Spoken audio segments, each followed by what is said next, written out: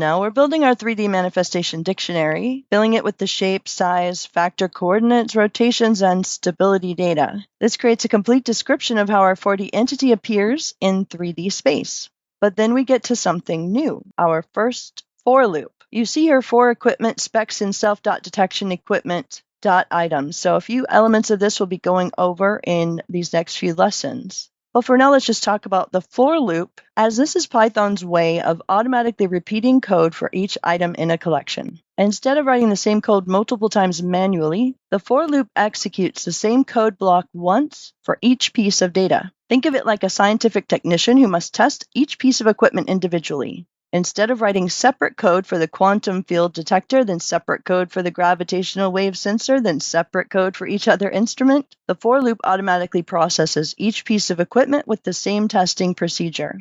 The basic for loop syntax is for variable in collection. Now that's a loop variable. Here's what happens.